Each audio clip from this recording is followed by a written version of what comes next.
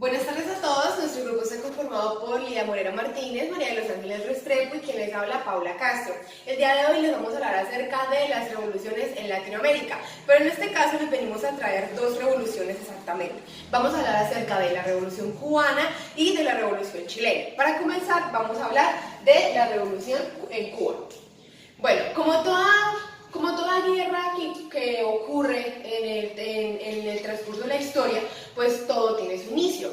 En este caso, para hablar precisamente de Cuba, tenemos que remontarnos al año 1868, el 9 de octubre, que fue donde todo inició.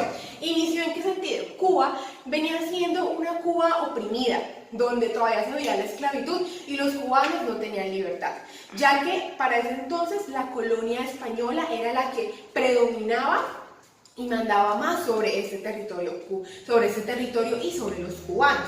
Bueno, por esta razón hablamos del momento histórico, que es el 9 de octubre de 1868, cuando Carlos Manuel Céspedes, un abogado, decide alzarse y unir entre varios actores, entre estos campesinos, azucareros de Majagua, terratenientes y demás personajes que hicieron parte de esto que soñando este acontecimiento que iba a ocurrir para ese entonces. ¿Por qué? ¿Qué hizo Carlos Manuel de Céspedes? Con él podemos ver el hecho que ocurrió y fue el grito de Yara, que se desarrolló en la finca de Majagua, que era la finca propiamente del señor Carlos Manuel de Céspedes. El que decidió, él tenía sus ideales de acabar este poder que tenían los... Bien, voy a venir compartiéndoles este evento histórico llamado el Grito de Yara, que se desarrolló en la finca de Majagua del señor Carlos Manuel Céspedes. Consistía en que él manejaba dos ideales puntualmente, y era acabar con este poder que tenía la colonia española y apoyar la libertad y abolir la esclavitud. Por eso él empezó con estos ideales desde su finca, liberando primeramente a los esclavos que estaban a poder de él. Y pues ahí empezó con esta iniciativa. Y en ese día también podemos hablar que se pronunció el grito que hoy día también es un símbolo y es un representativo de Cuba, que es el grito de ¡Viva Cuba Libre! Fue la primera vez en este evento, en el Grito de Yara, donde se pronunció esta frase que los representa a ellos. Pero bueno, Cuba pasó por muchos intentos de lograr la independencia. Siendo así, si no mal recuerdo, creo que fueron exactamente como tres intentos de una guerra para poder lograr esta independencia. Pues esta fue la primera. Y no fue muy victoriosa a mi modo de ver, ya que esta guerra también fue conocida como la Guerra de los 10 años. Un nombre dado, ya que duró exactamente 10 años. Pero entonces, ¿cómo paró esta guerra por la independencia? Paró con una paz que se firmó, por así decirlo, una paz falsa, llamada, que se denominó la paz de San Juan. Con eso, básicamente, no se lograron los objetivos deseados, que era abolir la esclavitud, hacer que Cuba fuera libre, que los cubanos fueran libres y lograr la independencia. Exactamente no se logró.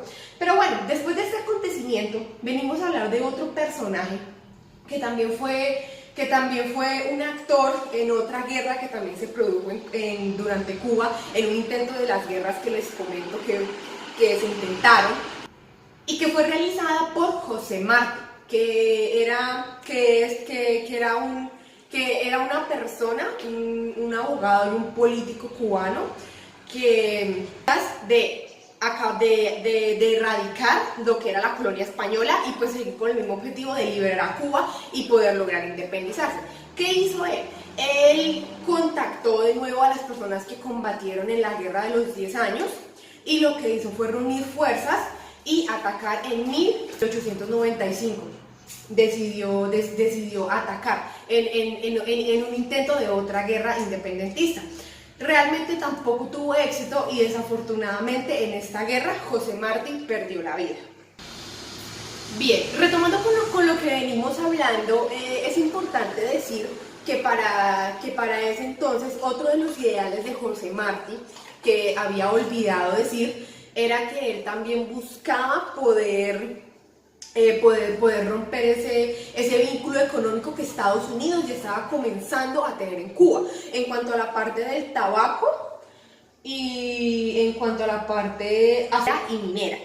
Bueno, hablando con esto, entonces vamos a otro lado de la historia que también acontece, que es muy importante, y es que en 1888 vuelven con la intención de derrocar nuevamente la colonia española. En este caso, ¿con quiénes cuentan y cuál es el apoyo de Cuba para lograrlo?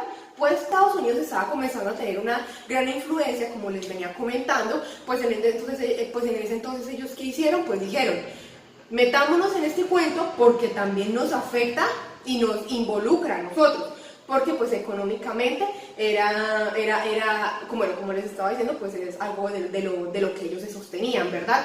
Entonces con esto logran sacar a la colonia, por así decirlo, logran vencer, logran derrotar a lo que es la colonia española. Pero entonces, ¿qué sucede?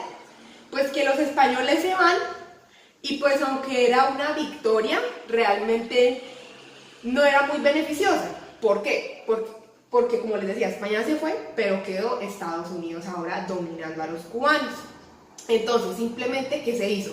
Se logró lo que querían, pero entonces simplemente cambiaron de dueño. Las cosas siguieron igualmente y Estados Unidos siguió dominando. En efecto, algo muy relevante que sucedió fue en 1901 y fue que en esa fecha se sanciona la nueva Constitución cubana, donde los Estados Unidos dicen puntualmente que se reserva el derecho de intervenir directamente en la isla si consideran que se están violando los derechos o libertades. Podemos ver perfectamente en lo que Cuba era para ese entonces. Cambió de dueño, pero seguían con las mismas opresiones.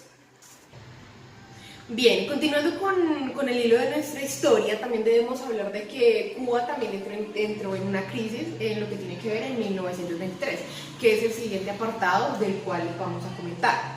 Bueno, ¿qué sucede? Bueno, aquí exactamente hay fechas puntuales las cuales les vamos a compartir. Una de ellas es en 1902, en el cual llega al poder el presidente Tomás Estrada Palma, que realmente sigue con los mismos ideales de Estados Unidos, es decir, trabajan en conjunto y él sigue apoyando esas alianzas que tenían. Esta falsa independencia que se estaba viviendo, como les había dicho anteriormente, no está beneficiando en nada a los cubanos, ya que los trabajadores siguen teniendo las mismas situaciones que los afectan y que los vulnera. Y no solo eso, en las industrias los demás trabajadores siguen teniendo un salario preciso, un salario que apenas se ajusta a sus necesidades, les está haciendo mayor cambio. Pero bueno, así pasó en la historia. Y así, de esa misma forma, fue transcurriendo el tiempo, fueron transcurriendo los años y pasaron muchísimos presidentes más por otro acontecimiento importante es que en 1920 cae el precio del azúcar, sufre una gran crisis financiera. Y entonces, ¿qué sucede? En 1925 toma el poder Gerardo Machado, un dictador autoritario y represor, que llega a tomar la presidencia, como les había dicho, realmente molestó demasiado, ya que a este punto la política en Cuba era totalmente corrupta. Y entre 1929 y 1933 comienzan a surgir las protestas y las huelgas. Desde que Machado huya del país, dejando así a sus seguidores siendo perseguidos también, afectados. Bueno, otro punto importante es que para ese entonces el poder cae entonces en una pentarquía. Es un gobierno formado por 5 personas, que en este caso fue como quedó Cuba. Y en ese entonces para ese entonces era un nuevo jefe de ejército llamado Fulgencio Batista.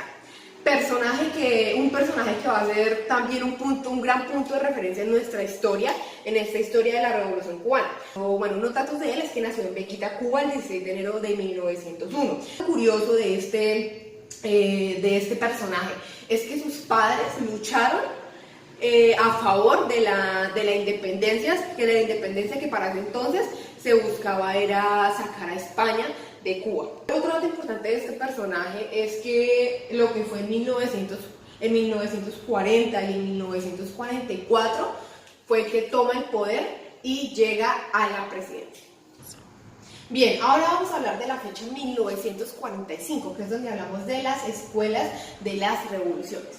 Como les había dicho, para ese entonces, en 1944, cuando Batista llega al poder, incluso pues mucho antes con otros presidentes, la corrupción se estaba viviendo y pues se estaba viendo en carne viva y se estaba notando estaba siendo demasiado predominante en la época.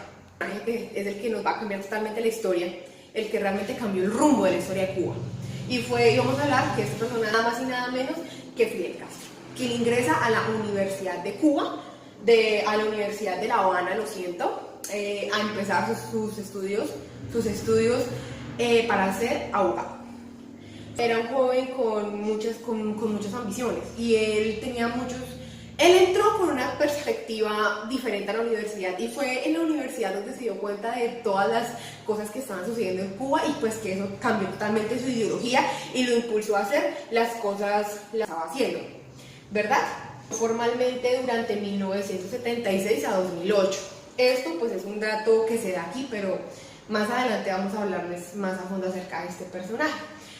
Un punto también que se habla de Fidel Castro como un acontecimiento es en 1947 también, cuando forma parte de un grupo para encaminarse a la invasión armada multinacional denominada Caño Confites, denominada así porque del archipiélago de Camagüey en el Océano Atlántico llamado Caño Confites. Bueno, ¿en qué consistió este evento aquí que les menciono? Fidel Castro para ese entonces estaba en un periodo de exámenes, nos cuenta así la historia, cuando se enteró que se iba a hacer una excursión a Caño Confites para poder derrocar y luchar contra Rafael Trujillo, un dictador que en ese entonces era presidente en la República Dominicana.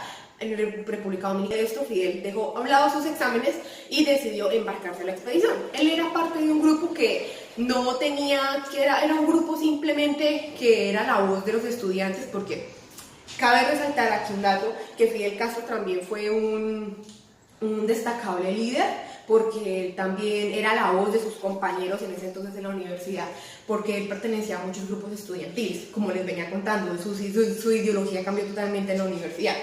Y pues entonces se embarcó a esta invasión. Invasión la cual le costó la captura porque realmente no ganaron, ellos fueron interceptados y pues no se logró mucho, pero pues fue donde Fidel Castro empezó a dar como sus pinos hacia que también era pues como los demás querían pues liberar a Cuba. Bien, aquí podemos ver una imagen que decidimos también traerles como punto de referencia, que fue donde se situó esta expedición de Cayo Confites. En 1952 vamos a hablar sobre el golpe de Batista. En 1952, de La Habana, Cuba, Fidel Castro es candidato a diputado por el Partido Ortodoxo, que es un partido que se desprende del revolucionario cubano, que hacía de la moral y la ética una bandera. Es así como Fidel Castro pertenecía de ideas democráticas y populares, pero él nunca era de izquierda. Ahora pasamos a ver que Batista da un golpe de estado para evitar el inminente triunfo del Partido Ortodoxo, que como ya lo había nombrado anteriormente, lo lideraba Fidel Castro. Que termina así, pues con la aspiración de las ideas de Castro, donde Castro denuncia ante un tribunal de urgencia a Batista. Por lo tanto, como el tribunal no judicializa a Batista, entonces nos hacemos la siguiente pregunta, que es: si Batista no es castigado, ¿cómo podrá después este tribunal juzgar a un ciudadano cualquiera por sedición o rebeldía contra el régimen ilegal producto de esta traición impune? Como bien ya lo hemos dicho, entonces, si se hace esta pregunta, entonces Castro opta por en la guerrilla, como decimos también que el tribunal no juzga a Batista, entonces Castro opta por la lucha de las distintas partes, en las distintas partes de Cuba, donde opta por el nacimiento de la guerrilla, como única opción que le quedó a Fidel Castro, que eran las armas. Entonces, muchos jóvenes van a las universidades para optar armas, y es así donde nace un pequeño y viral estudiante que se llama de Camilo Cienfuegos.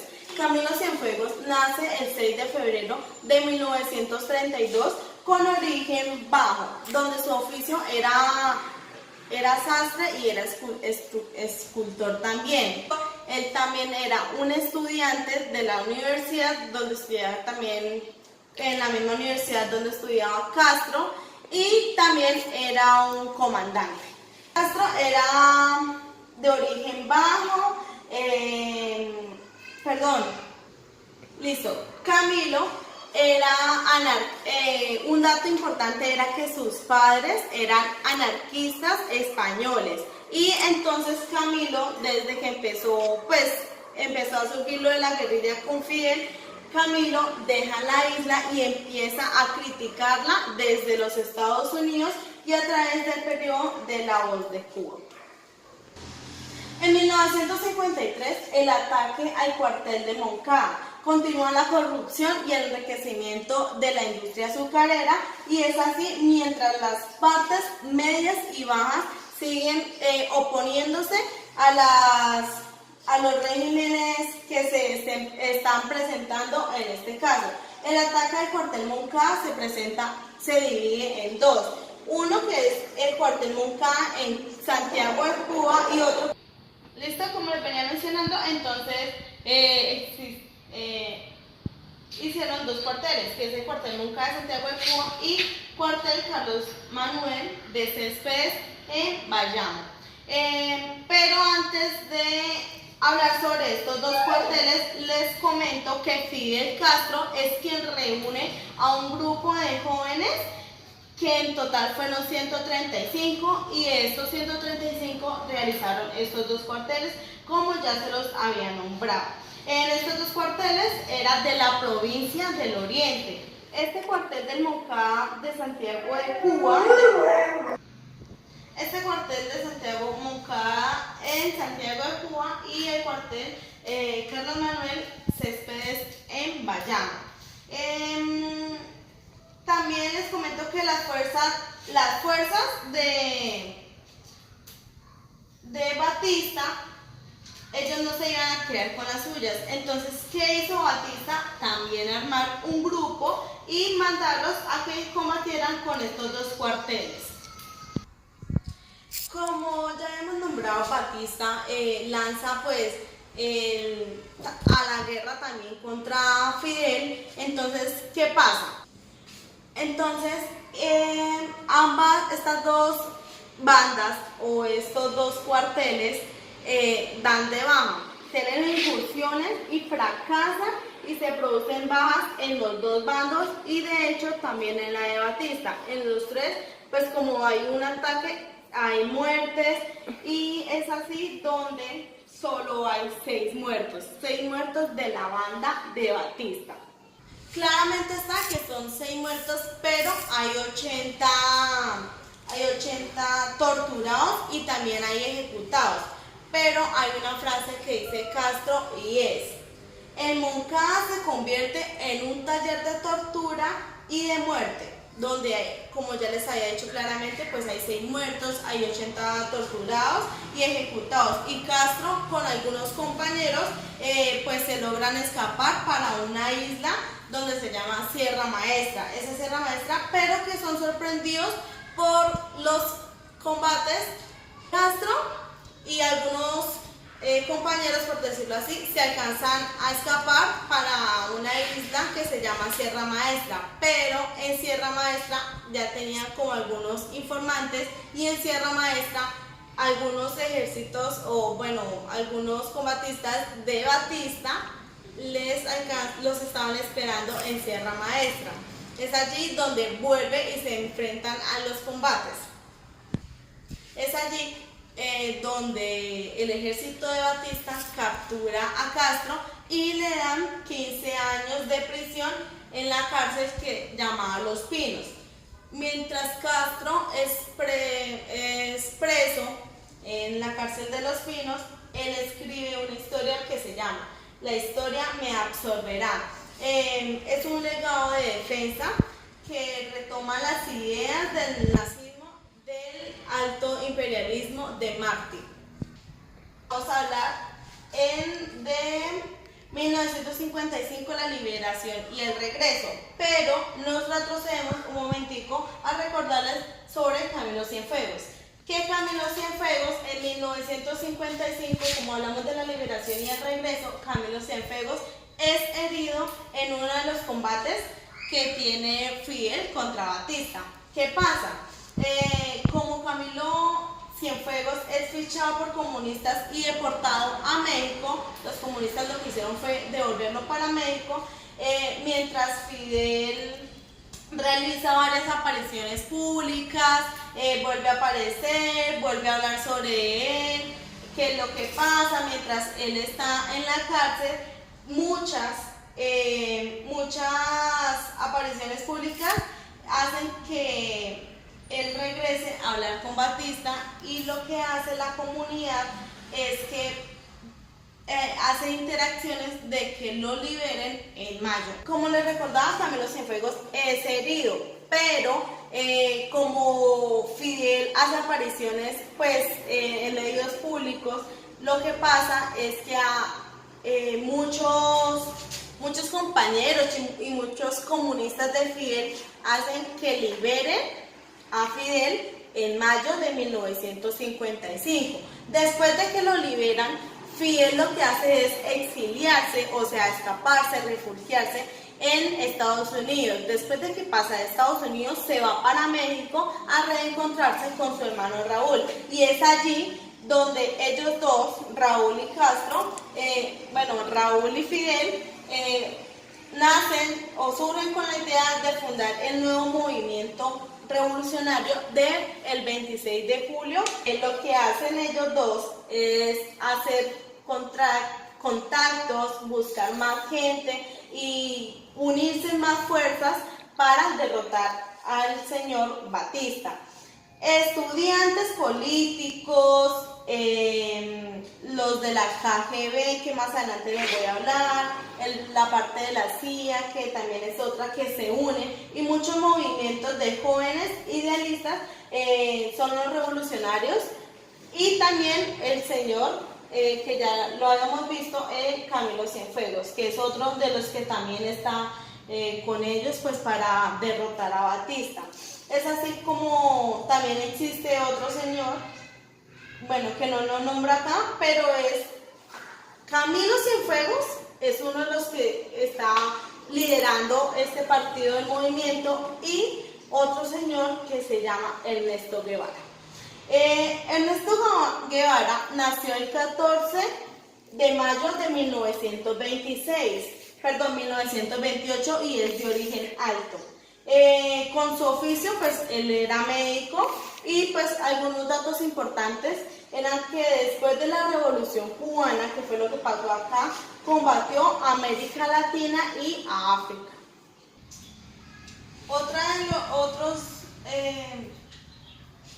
De lo que pasó en 1955, es que en 1956 82 miembros del grupo del 26 de julio, quienes fueron los que fundaron, pues fue Raúl y Fidel, miembros del 26 de julio, este grupo se va para Tuxpan, del estado de Veracruz, con un cargamento.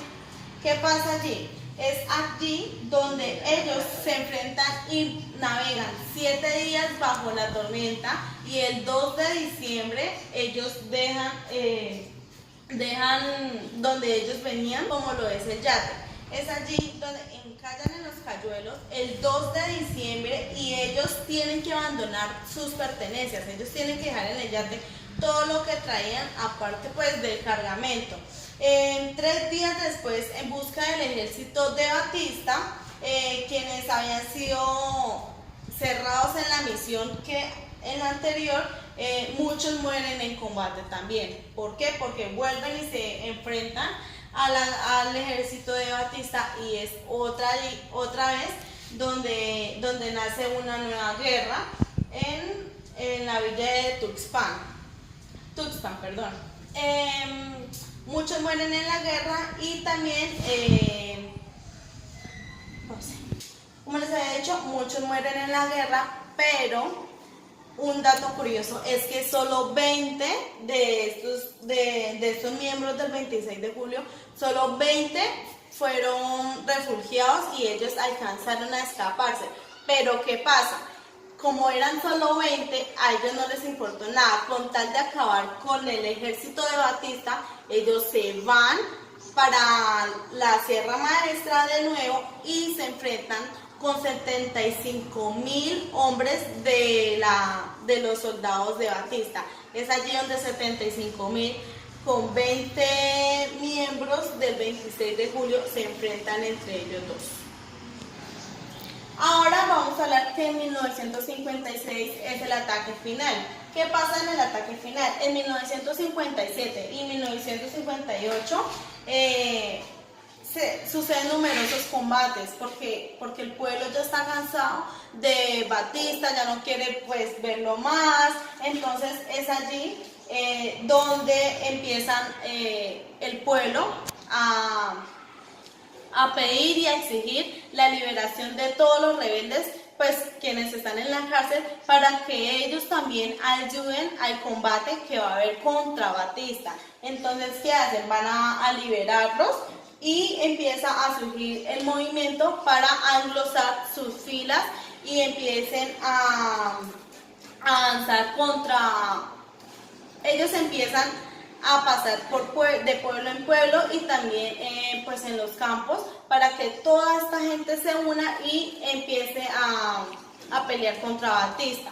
¿Qué pasa? En 1958 Batista ordena una fuerte ofensiva en la Sierra Maestra. Para recordarles que en la Sierra Maestra fue donde hubo el combate con el 26 de julio del movimiento de Castro y Raúl, y es allí donde empieza... Acá, esta es la Sierra Maestra y pues Fidel es el último ataque que ya le hace al pueblo, como por dejarlos por dejarlos de molestar. Es así donde Batista lanza esta guerra en Sierra Maestra. Como Batista, el man, por decirlo así, ordena esa fuerte ofensiva, hay algo que no tiene en cuenta Batista, y es que como los movimientos, el pueblo, los campesinos, hasta los empresarios se unieron para acabar a Batista, pues cada vez iba creciendo más y más y más, y Batista se queda sin ejército. Es allí donde Batista dice, no más, el ejército lo deja tirado, y pues el Fidel, por decirlo así, gana. El 28 de diciembre de 1958 toma Santa Clara como último reducto antes de La Habana. ¿Qué pasa? Como Batista no se quería ir, entonces lo que hacía él era pues más y más guerra, y él dice, no más, la última, por dejarlo así, es dejar a Santa Clara ya destruida. Batista huye del país con $100 millones y muere en España en 1973. Castro entra a Santiago de Cuba y pues toma pues el gobierno, como era de esperarse. Castro toma el gobierno y es allí donde empieza la revolución cubana.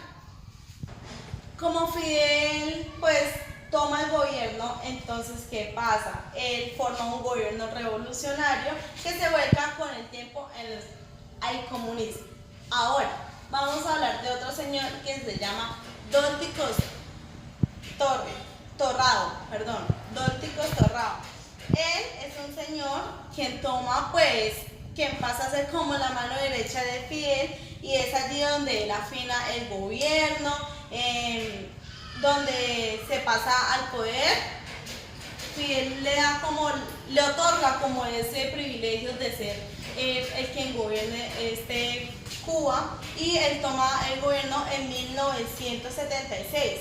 Castro con sus palabras dice esto: ni traidores, ni ladrones, ni intervencionistas, esta vez sí es la revolución. Y así es como finaliza, y hoy en día pues la revolución cubana inspira hasta hoy, como lo que había pasado, inspira hasta hoy todas las revoluciones, tanto en Cuba como en todo el mundo.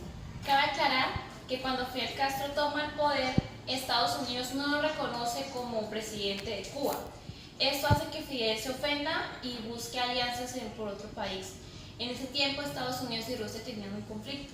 ¿Qué hace Fidel? Buscar relaciones con Rusia, y como a Rusia le conviene, porque Cuba es un punto estratégico para que Rusia ponga ahí su base militar para el momento en que haya una guerra atacar a Estados Unidos, entonces se vuelven aliados. Después de que Fidel Castro llega al poder, él comienza a hacer que el país esté bajo un estado de sitio. No se pueden hacer manifestaciones, no se pueden hacer huelgas, todos tienen que tener un mismo estrato social. Entonces eso hizo que Cuba no evolucionara y se vea como está ahorita, que pues, los carros son viejos, la gente es pobre, se ve que el país en sí puede que sea muy bonito naturalmente, pero en sí las personas tienen una vida no tan moderna como ahorita. Ahora continuaremos con la Revolución Chilena. Salvador Guillermo Allende Gómez nació el 26 de junio en Valparaíso, Chile, y falleció el 11 de septiembre de 1973. Se supone, hay dos versiones, que una fue porque él se suicidó y otra fue porque lo mataron. Salvador Allende, alias Don Chicho, fue presidente de Chile antes de la revolución. Él era íntimo amigo de Fidel Castro y consideraba que la revolución cubana era un acto libertario por excelencia. De manera que están fundidos el pueblo y el gobierno, revolución y pueblo, revolución y gobierno. Él siempre admiró mucho el golpe de Estado que hizo Fidel Castro en la Cuba. Richard Milhouse Nixon, alias Dick Nixon, fue el presidente de los Estados Unidos en el tiempo en que transcurrió el periodo de Salvador Allende, Revolución Chilena. Augusto José Ramón Pinochet Ugarte, alias Pinocho, él fue el que comandó el golpe de Estado contra Salvador Allende. Cabe resaltar que Pinochet era el mano derecha de Salvador Allende y Salvador Allende lo consideraba como un íntimo amigo de él. Patricio Aylwin Azoka fue llamado el gran articulador o el hombre de la transición. Él fue el presidente que le sucedió a Augusto Pinochet, y él fue uno de los que también estuvo en el golpe de Estado que se le hizo a Salvador Allende. La política de gobierno de Allende. Allende puso varias reformas. Una reforma nacional fue la nacionalización del hierro, del cobre y del salitre. También decretó la prohibición de la posesión de tierras a 80 hectáreas por persona, o sea, quitó los latifundios y se los dio a 200.000 campesinos. Esto molestó mucho a la clase media alta. También, mientras que él estuvo presidente, el Producto Interno Bruto llegó a 8.6%, la inflación de Chile pasó de 34.9 a 22.1%, y los obreros tuvieron una mayor participación en las empresas. Otro hizo un incremento de la matrícula estudiantil general. El programa de alimentación alcanzó una cobertura del 80% en los centros educativos y fue creado al menos un centro de atención médica por cada 40.000 habitantes para brindar un mejor servicio a la población. Se puede ver que Salvador Allende hizo varias reformas que fueron a favor de la clase obrera, pero por tener ideologías comunistas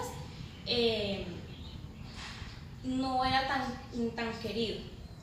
Y por ser muy amigo de Fidel Castro, Estados Unidos no lo quería y pensaban en apoyar a cualquier revolución que se viniera, porque no iban a permitir que en América Latina hubiera otra revolución aparte de la cubana que estuviese motivada por Fidel Castro. Como dije, Allende y Castro eran íntimos amigos, siempre se les veía muy juntos, muy alegres y muy cercanos. Fidel Castro una vez fue a Chile, recorrió Chile de norte a sur por donde quiso como si fuese su país, y Allende todo esto fue con la autorización de Allende y siempre iban juntos.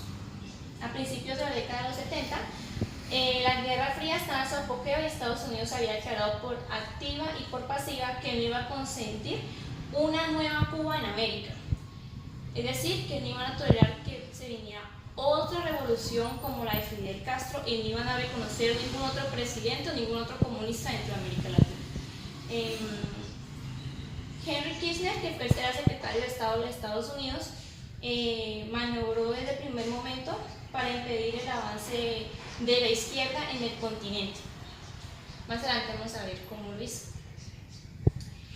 Estados Unidos, viendo que Allende era íntimo amigo de Castro, se veía desafiado por el poder y el liderazgo de los Estados Unidos, como diciendo, no me hacen caso. Entonces, junto con la CIA, financiaban todas las huelgas de los mineros de cobre y los camioneros que se estaban haciendo en el periodo de presidencia de Allende. Allende entra al Palacio de la Moneda muy temprano, manda que sus trabajadores salgan del palacio y se queda encerrado. Las fuerzas militares bombardean las torres de radio y Allende sale, se puede ver acá, pero sale aquí con su casco y con un fusil que le regaló Fidel Castro, que siempre cargaba consigo mismo. ¿Qué hace Salvador Allende cuando se ve rodeado por el ejército chileno que estaba financiado por los Estados Unidos? Dice, habla por una radio y manda su último discurso. Algo lo que dijo fue: ante de estos hechos solo me cabe decir a los trabajadores, yo no voy a renunciar. Luego dice, llamen a Augusto, que es de lo nuestro, pero Allende sabía que le iban a hacer un golpe de estado. Lo que no sabía era que era el mismo Pinochet el que estaba comandando ese golpe de estado. Allende aparece con su casco, con el fusil y con tiros en la cabeza. Se dice que se disparó, pero otras versiones dicen que de todas formas, como haya sido, a él lo mataron, porque aunque se haya disparado o le hayan obligado a jalar el gatillo, de todas formas es un homicidio. ¿Quién comandaba el golpe de estado contra Salvador Allende? Aquí se ve a Salvador Allende junto con Augusto Pinochet, que el golpe de estado fue financiado por los mismos Estados Unidos, como dije anteriormente, y con la CIA. Y el mismo Pinochet, su comandante en jefe del ejército chileno, era el que estaba maniobrando todo esto y fue el que le hizo el golpe de estado. Después del golpe de estado y la muerte de Salvador Allende, que fue 11 de septiembre de 1973, en 1974 comienza a gobernar Augusto Pinochet. ¿Qué hace Augusto Pinochet primero? Decreta la ley número 1, que consiste en restaurar la chilenidad, la justicia y la institucionalidad, para salvar la democracia del totalitarismo marxista que venía con Salvador Allende. Después hace una junta de gobierno conformada por los comandantes del ejército, de la marina, de la aviación y los carabineros. Sus primeras acciones fue imponer un estado de sitio, toque de queda, prohibición de cualquier manifestación social e intervención en las universidades, porque decía que las universidades eran donde se refugiaban y las universidades no eran un cuartel para atacar, era para el estudio nada más, y no iba a tolerar un golpe de estado como el que le había hecho a Salvador Allende. En ese periodo que se hizo entre el golpe de estado y los años de gobierno de Pinochet, se hicieron campos de concentración y tortura, que son alrededor de 1000 campos de concentración. El más famoso fue un campo de concentración que se hizo en un estadio de fútbol. Se censuró la tira cómica de Mafalda, decía que provocaba revelaciones y iba en contra del gobierno. También hizo una educación autoritaria y creó la DINA. La DINA es la Dirección Nacional de Inteligencia. Consistía en que eran como policías que tenían poder, facultades ilimitadas, en la que consistía en mantener el orden. Entonces, si miraban a una persona en la calle y decían, este es como que sospechoso, se quiere revolucionar, o este es comunista, entonces lo cogían, lo metían a un campo de concentración, le hacían su acta de que fue capturado, y en algunos casos lo fusilaban.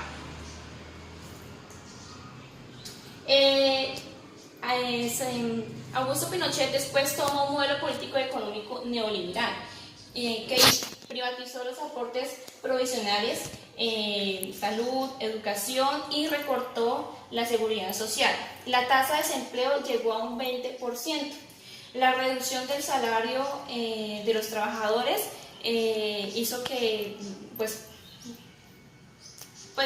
lo redujo, y privatizó las áreas sociales.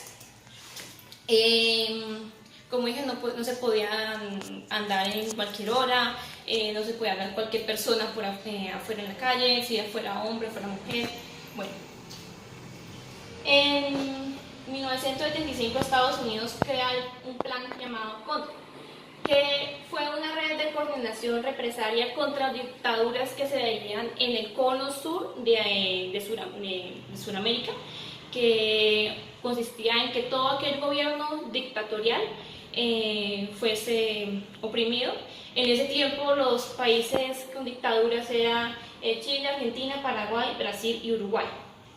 Pues como siempre, cuando se hace una represiva contra algo, siempre hay unas consecuencias. Hubo 50.000 muertos, 400.000 presos, 30.000 desaparecidos aproximadamente. Son cifras que no se pueden certificar. Después, el 21 de septiembre de 1976, muere Orlando Letelier, ex canciller de Allende, estando en Washington y presentó una demanda de Estado en los Estados Unidos contra la dictadura de Pinochet. Al entrar a su carro, le explota el carro, un carro bomba. Esto molesta más a los Estados Unidos, que hayan hecho un acto terrorista en el país de él. Después del 4 de enero de 78, Pinochet hizo una consulta popular para decir que él es demócrata, que el pueblo lo quiere, y aparece como ganador con un 75% a favor del régimen. Estos votos no tienen registro de confirmación ni que lo certifique. El 11 de marzo del 78 se levanta el estado de sitio, pero no se levanta el estado de excepción. El 10 de agosto de 1980, Augusto Pinochet hace un plebiscito para crear una nueva constitución. Otra vez, él gana el 11 de septiembre con un 67% de los votos. Cabe resaltar que obviamente la oposición hizo sus propagandas, videos para pedirle a los mismos militares que apoyaran la democracia y que no más muertes y despreciar la vida. El 5 de octubre del 88, Augusto pierde el plebiscito para decir que él continuaba en el poder. Entonces, esta vez, como Augusto Pinochet seguramente vio que ya está perdiendo los otros, reconoció que había perdido con un 54.75% en contra del plebiscito. Después de esto, pues él entrega el poder. Algunas frases de Augusto Pinochet más famosas son: no me acuerdo, pero no es cierto. No es cierto, y si fuera cierto, no me acuerdo. Soy el general de los pobres. Tengo la cara agria, por eso tal vez dicen que soy un dictador. Felicito a los buscadores de cadáveres. El camino a la democracia. Cuando Pinochet perdió el plebiscito y se dio a que iban a haber unas nuevas elecciones presidenciales, la oposición hizo unas exigencias, que fue reducir el mandato, porque con Pinochet él dijo: la presidencia va a ser de 8 años. Dijeron no, que se baje de 8 a 4. El habeas corpus, se mantuvo el habeas corpus durante los años de excepción, que consiste en la legalidad del arresto, como dije, no se miraba a cualquier persona y era una vez capturado, y que hubiera un mayor número de senadores. No hubo cambios en el modelo económico neoliberal y se hizo un acuerdo en que no se investigaran los crímenes atroces por parte del ejército. Patricio Aylwin es el nuevo presidente electo de Chile. El 14 de diciembre del 89, Patricio ganó las elecciones con un 55%. Fue el primer presidente de la democracia, llamado así, el primer presidente en camino a la transición, pero Pinochet le cede el poder a Patricio Aylwin, le entrega la banda, pero él sigue siendo el comandante jefe del ejército, y después él se vuelve senador de Chile.